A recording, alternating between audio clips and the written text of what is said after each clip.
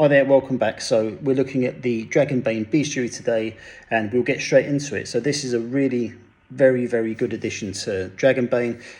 Lots and lots of new enemies and perhaps potential allies and that kind of thing added throughout the game. So to give you a brief comparison between the Bestiary in the core book, that had 15 different types of different races and that kind of thing.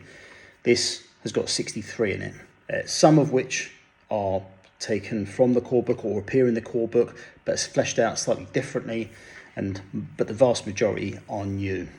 So if we look here, we have the Nightkin, the Rarekin, Insectoids, Trolls, Giants, Beasts, Undead, and Demons. For me, we'll get there in a minute, the most interesting part here is the Rarekin, because that's not particularly about adding adversaries or anything like that. That is about kind of opening up the narrative of this game to kind of uncharted levels from before. So very interesting. But in terms of this book, you get 2 pages per type of per race, let's say. So goblins, we have a brief introduction of who they are and that kind of thing, a little bit about their combat tables and all those things. You get a random encounter and an adventure seed. Random encounter is just how to push one of these into your game. So if you've got an existing campaign, grab this book, do the random encounter, and you can just deviate quickly, get them straight into your campaign or your scenario. And then you've got an adventure seed, which gives you a slightly more fleshed out part of a story for which you can add these guys into it and get things running a bit more quickly. So for the Nightkin, we have, in the core book, we had goblins and orcs. In this book, we get goblins, hobgoblins, ogres, and orcs. So again, 2 of the races from the core book, fleshed out slightly differently here.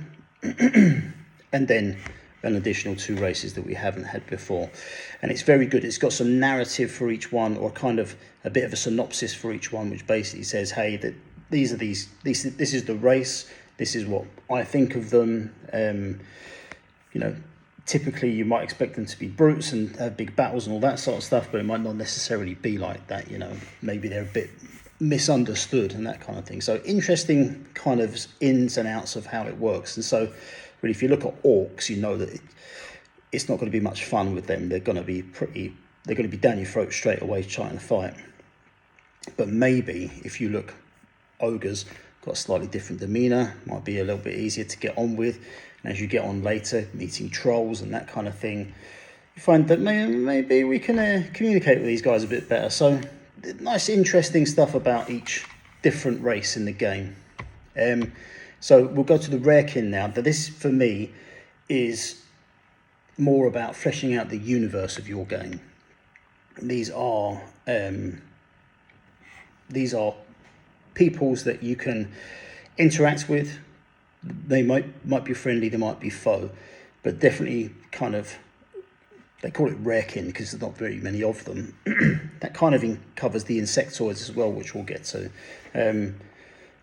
But yeah, this is kind of expanding the game in terms of who's out there, who can we communicate, who can we bring with us. There's a great solo option for this game, and kind of how can you build your little solo party, and where can they come from to make it more interesting and fleshed out.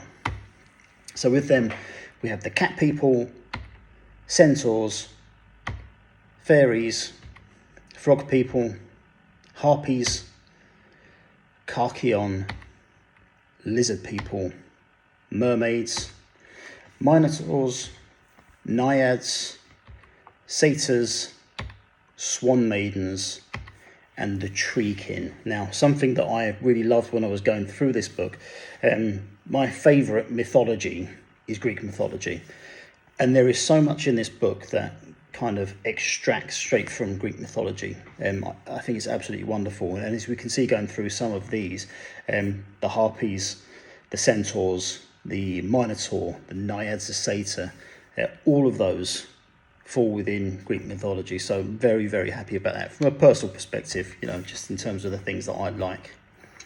Next up, we have the insectoids. So maybe not as rare as what we see from the rarekin, but certainly not very often seen because they keep themselves to themselves. So these are, so within this, have a quick look. We have ant people, beetlekin, and spiderkin. Do you want to be chatting away to a bunch of spiders? No. Does that make them evil? No, it doesn't. So these are, again, races of peoples which are a kind of subset from the way that the world is put together in terms of the other races, in terms of communication and language and that kind of thing, much, much more difficult. Doesn't necessarily make them bad. And a good bit of narrative behind these guys, which are, you know, they've arrived through a magical portal from elsewhere, due to other battles that have happened in other places, and they've arrived somehow. Have the demons brought them through to kind of try and use them in future battles and that kind of thing? There's speculation that they are brought through as a result of battles between dragons and demons. So nice speculative stuff to add into your game. But yeah, very, very cool. Next up, we move on to the trolls. So from the core book, we just had one singular troll. And now we have 3 different types.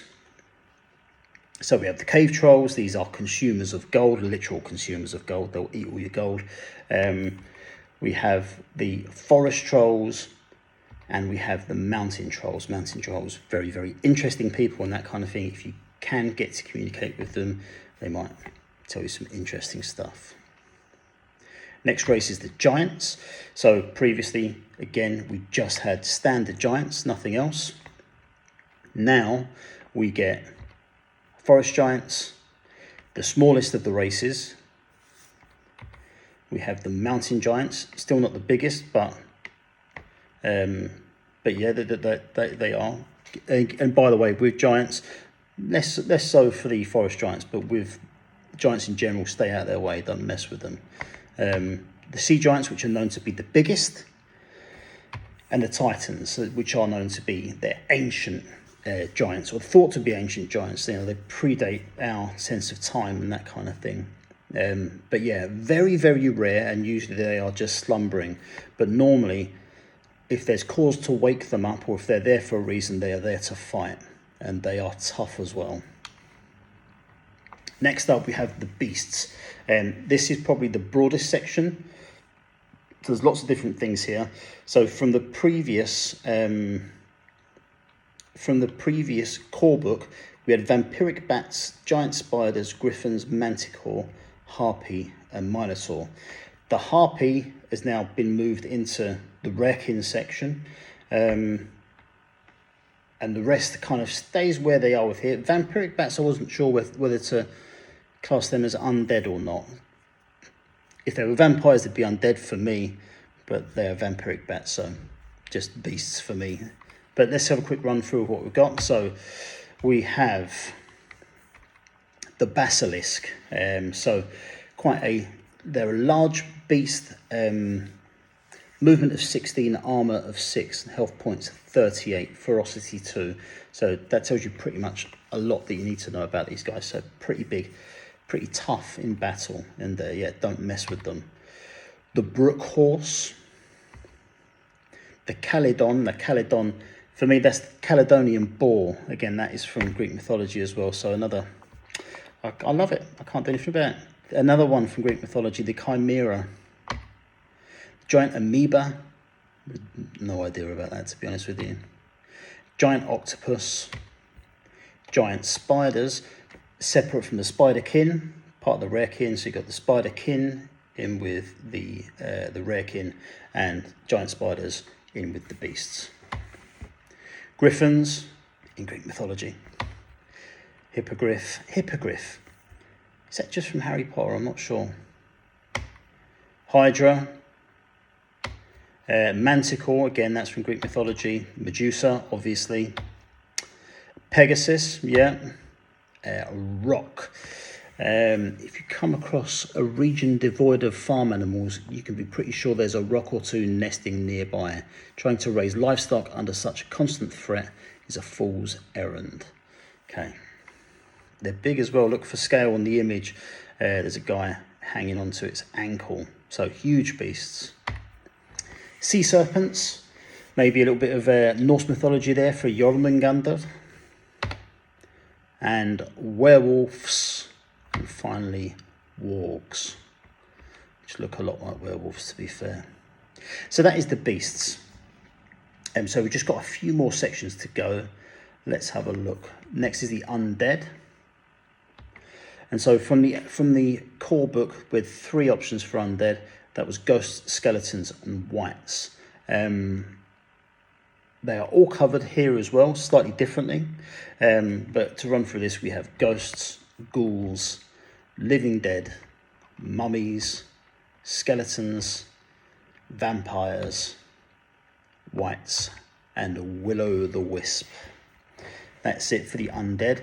Now dragons, this obviously the game's called Dragonbane. There's a lot of influence here with dragons and that kind of thing. Yet in the core book originally we just got one singular description for dragon. That is massively fleshed out here. So we have hatchlings, young dragons, adult dragons, ancient dragons, and the lindworm. So that's a no flight for the lindworm, but yeah, very, very well fleshed out again. And then finally we have demons. So blood demons. So again, core book, we just had demons on their own, singular, no difference. Here we have blood demons, chaos demons, fire demons, golem, guardian demon, and shadow demon. So it really hugely fleshed out from what we've had previously. And I know that you can massively expand on what we had before, and it is as far on as wide as your imagination will take it. But this is a huge help for kind of scaling up your different campaigns and that kind of thing, and what you're going to choose in there. Really, really is a great big help. I wouldn't discount that if you don't have it, the Journeys expansion. So the Journeys book basically has got a bunch of pre-written scenarios and that kind of thing in there.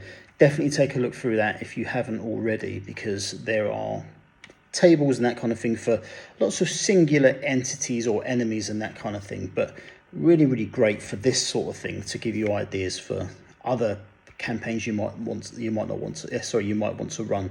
But certainly, definitely worth a look.